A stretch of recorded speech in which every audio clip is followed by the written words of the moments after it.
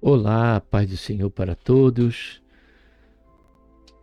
Seja bem-vindo aqui ao nosso canal Voz Caminho no Deserto e para mais uma programação. Fique conosco até o fim, tá bom? Pois bem-aventurado é aquele que lê ou ouve a palavra de Deus, diz-nos assim o Senhor, tá bom? Então vamos para o vídeo e que Deus abençoe a todos, cada um de nós, em nome do Senhor Jesus.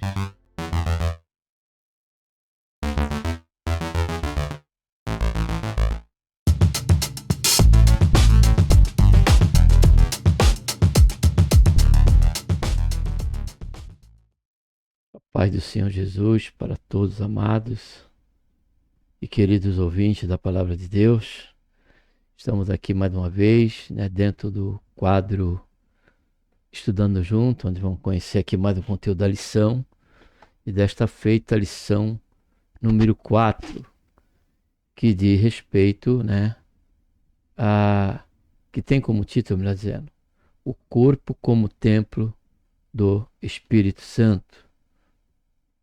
O corpo como templo do Espírito Santo. E o tema central, sempre estaremos lembrando, né, é o homem, corpo, alma e espírito. A restauração integral do ser humano para chegar à estatura completa de Cristo. Esse é o tema central do quarto trimestre que estamos já conhecendo, né, cada conteúdo. E dessa feita agora estaremos conhecendo a lição de número 4. Para tanto, vamos estar orando antes, tá bom? Pai, em nome do Senhor Jesus, nos colocamos na tua santa presença, pedimos perdão, Senhor, dos nossos pecados. Queremos, Senhor, te pedir a tua bênção durante o tempo que aqui vamos estar. Senhor, venha nos iluminando, Senhor, nos dando sabedoria, ampliando o nosso entendimento. Ó Pai, com respeito a esse tão importante assunto que vamos estar tratando, Senhor, nesse quarto trimestre, que vai falar sobre o corpo, alma e espírito e a sua característica, o seu envolvimento, a sua importância no que diz respeito, Senhor, à nossa vida cristã. Faz isso, Pai, nos ajuda nessa quarta lição a compreender a importância agora do nosso corpo, já na questão de sermos o templo do Teu Santo Espírito. Faz isso, Pai, em nossa vida, neste momento, é o que nós pedimos, na medida que viemos já estar conhecendo esse conteúdo. E já te agradecemos, Pai, por tudo, em nome do Senhor Jesus. Amém.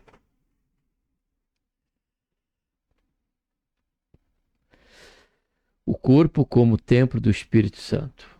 Texto áureo: ou não sabeis que o nosso corpo é o templo do Espírito Santo, que habita em vós, proveniente de Deus, e que não sois de vós mesmo? O texto áureo, né, trata aqui da carta de Paulo aos Coríntios, né, uma região, uma igreja que foi fundada ali, à margem portuária, né, da cidade de Coríntio, uma cidade grega, e lá era alto nível de prostituição, lá a perversidade, a promiscuidade, ele era sem qualquer controle, sem qualquer limite, quando o alvo era o prazer. E é nesse ambiente, é nesse local em que, por conta dessa dimensão, né, de perversidade e prostituição, promiscuidade, isso estava já correndo o perigo da igreja ser afetada, né? Isso porque também havia ali a questão de Afrodite, de outros cultos, né? Que envolvia até mesmo sexo, como a liturgia do culto. E é diante disso e dessa questão toda que Paulo ele escreve aos irmãos de Coríntios, né? Agora levando eles à concepção, ao conhecimento, né, do valor que eles precisavam agora ter com relação ao seu corpo, para que seu corpo não já servisse como instrumento de prostituição, que seu corpo já não viesse a ser usado agora né, administrado esse corpo, né, como mordomo que somos de Deus, para a questão da lascívia e tantos outros males que o corpo acaba sendo alvo, né, instrumento da própria contaminação e da corrupção da alma. E nesse sentido é que Paulo até chama a atenção deles pela expressão ou não sabeis, ou seja, Paulo já tinha dado o ensino para eles.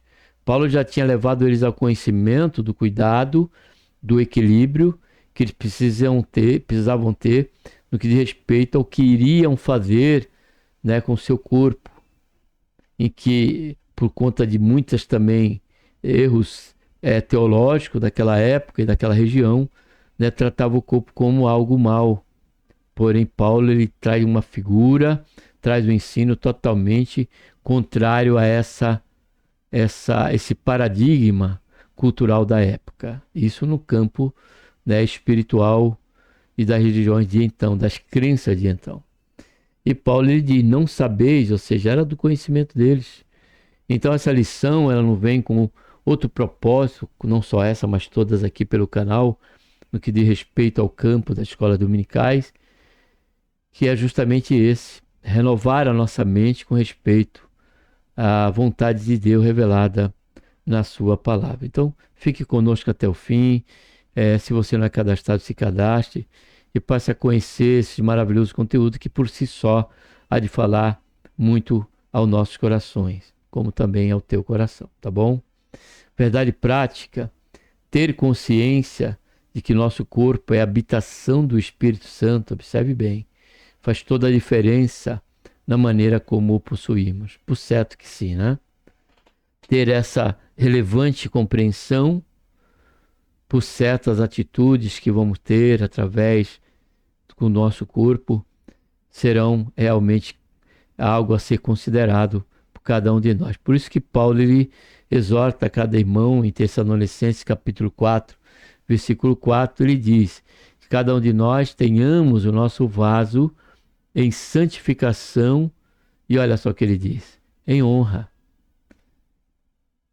Em honra, mas por quê?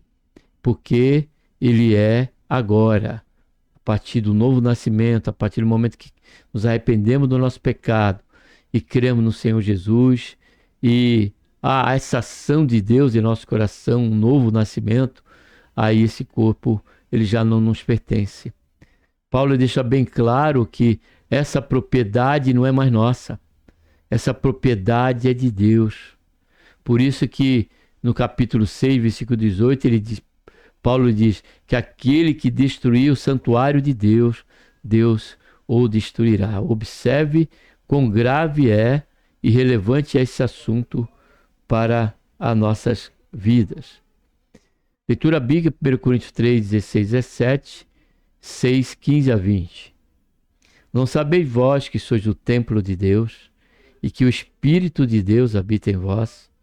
Se alguém destruir o templo de Deus, Deus destruirá, porque o templo de Deus que sois vós é santo. Então, versículo 17, não 18. Isso do capítulo 3, não 6. Não sabeis vós que os vossos corpos são membros de Cristo? Tomarei, pois, os membros de Cristo e falo-eis membro de uma meretriz, olha só. Não, por certo. Ou não sabeis que o que se ajunta com a meretriz faz-se um corpo com ela? Porque serão, disse, dois numa só carne. Mas o que se ajunta com o Senhor é o mesmo Espírito. Fugir da prostituição.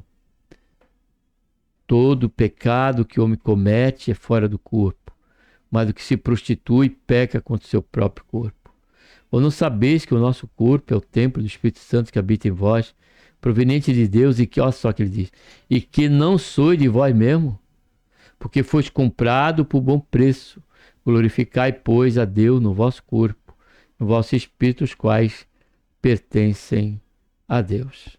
A introdução diz, na lição anterior, vimos como o pecado afetou o corpo humano, trazendo sofrimento e morte. Mas vimos também que a obra redentora de Cristo é poderosa para restaurar todas as coisas, o que inclui a redenção de nossa matéria corrompida.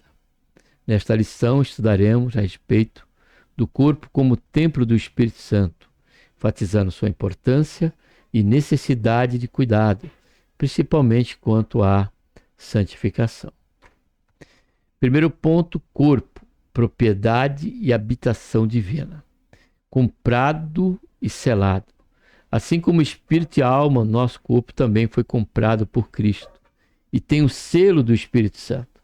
Isso nos torna propriedade de Deus em todos os aspectos, inclusive no físico, que é literalmente templo e santuário.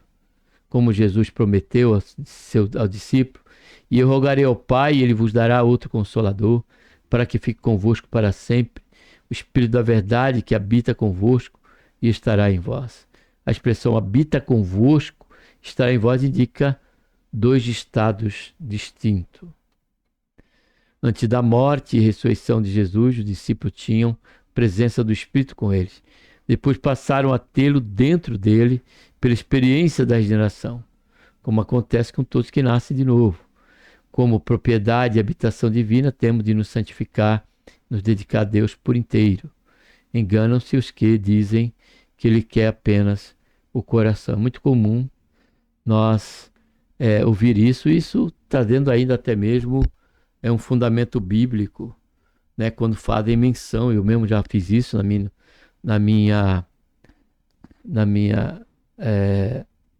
início da minha fé, por ler a Bíblia e não entender claramente, né? Que nós vamos entender passo a passo que estivemos lendo e suscetível à voz de Deus. Eu também usei essa expressão. Geralmente, todos que dizem isso aí, né, ou afirmam isso, acabam buscando fundamentar essa questão, essa afirmação, na própria palavra de Deus, quando fala ali da passagem da escolha de Davi para rei, através de Samuel, na casa ali do seu pai, quando passando o primeiro filho ali do pai de Davi, que me fugiu o nome agora, Deus falou para o coração do profeta que não era ele, que Deus, que o homem via o que está à sua frente, mas Deus, ele vê o que está no coração do homem. Então, diante desse versículo, sustentam que Deus, ele quer apenas o coração, porém, a Bíblia não nos ensina desta maneira. Pelo contrário, até. Segundo ponto, subponto, não sabeis vós?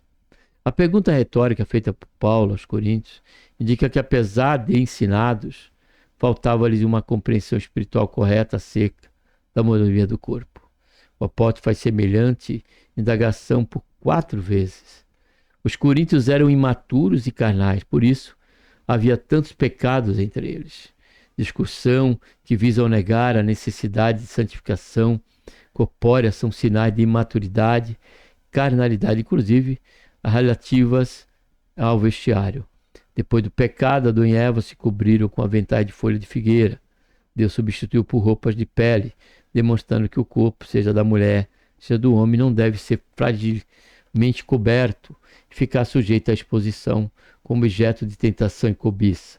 O padrão moral, segundo Deus, é mais elevado do que o nosso.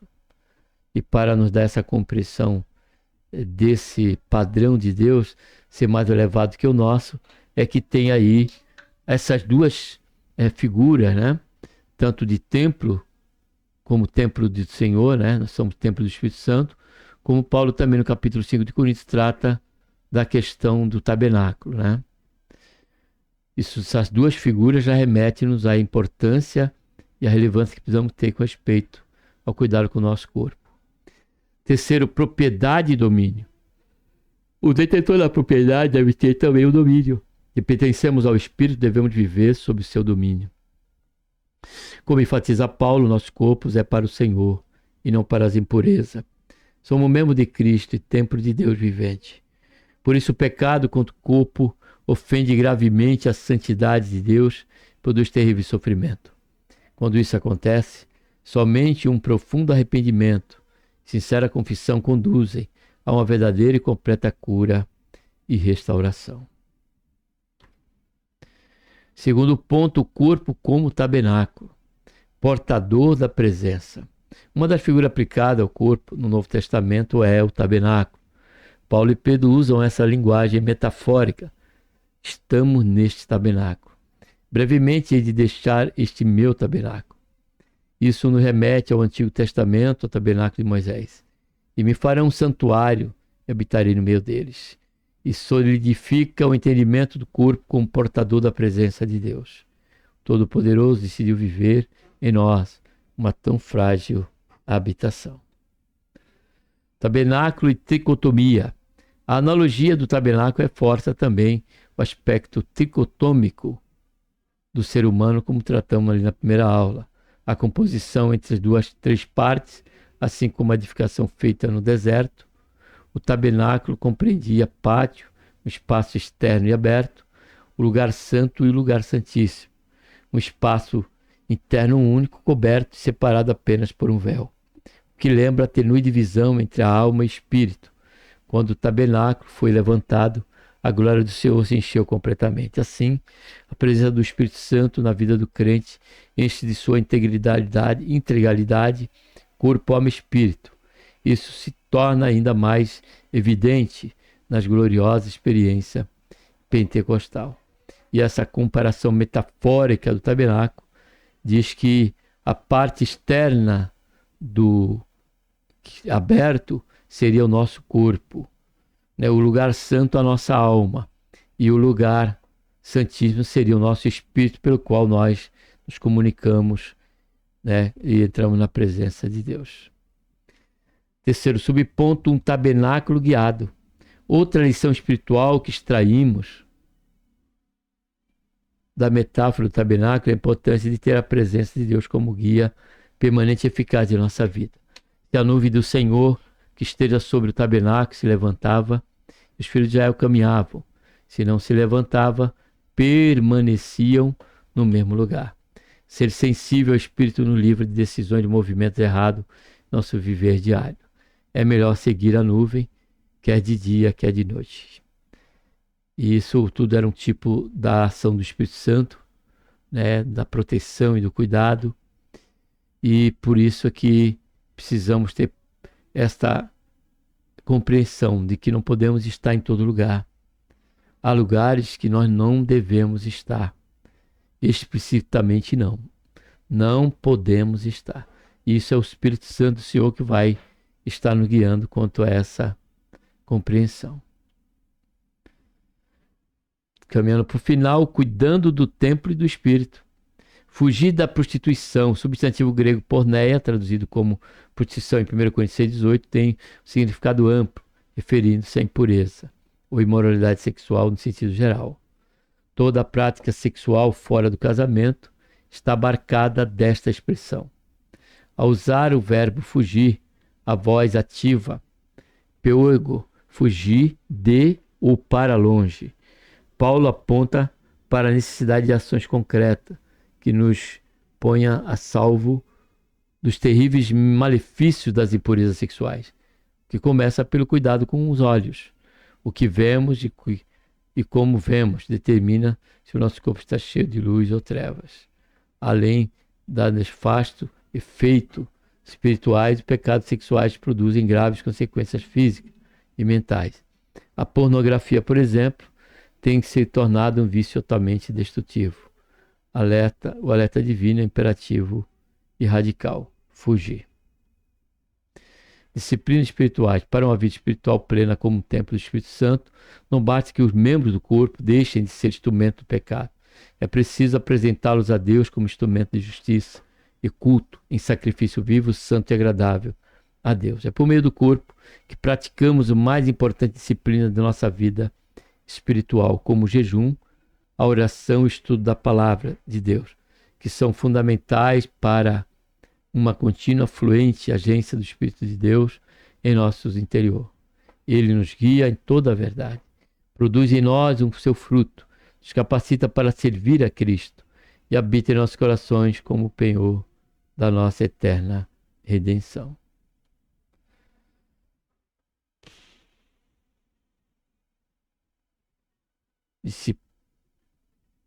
disciplinas corporais. Vimos disciplinas espirituais, disciplinas corporais. É um contraste ter o corpo como o templo do Espírito Santo e tratá-lo sem o devido cuidado. Dentre esses cuidados estão a quantidade e a qualidade na nossa alimentação.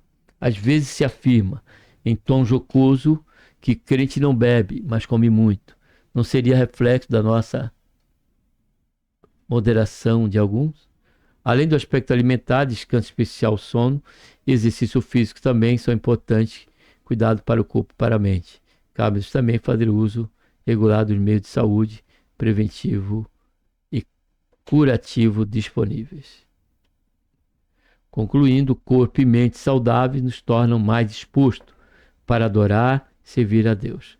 Que vivamos de maneira sábia e equilibrada, como templo do Espírito. Um elevado privilégio, fruto da graça de Deus em Cristo Jesus. Que Deus, amados, que Deus nos abençoe por intermédio de Cristo Jesus, nosso Senhor. Vamos estar orando, Pai, em nome do Senhor Jesus. Nos colocamos na Tua presença e te agradecemos até aqui pelo momento que estivemos conhecendo esse maravilhoso conteúdo. Sempre mantenha, Senhor, nossa mente renovada, descuidado. Precisamos de ter com o nosso corpo, com a nossa postura, principalmente dentro de um local onde, Senhor, há o louvor, a adoração ao Teu santo nome. Faz isso também para que nós possamos ser um sacrifício vivo e agradável ao Senhor, no nosso cotidiano, na vida prática, e cada vez mais, Senhor, sendo santificados, Senhor, por Ti, nosso corpo, alma e espírito. Faz isso, Pai, que nós pedimos. Já te agradecemos por tudo em nome do Senhor Jesus. Amém.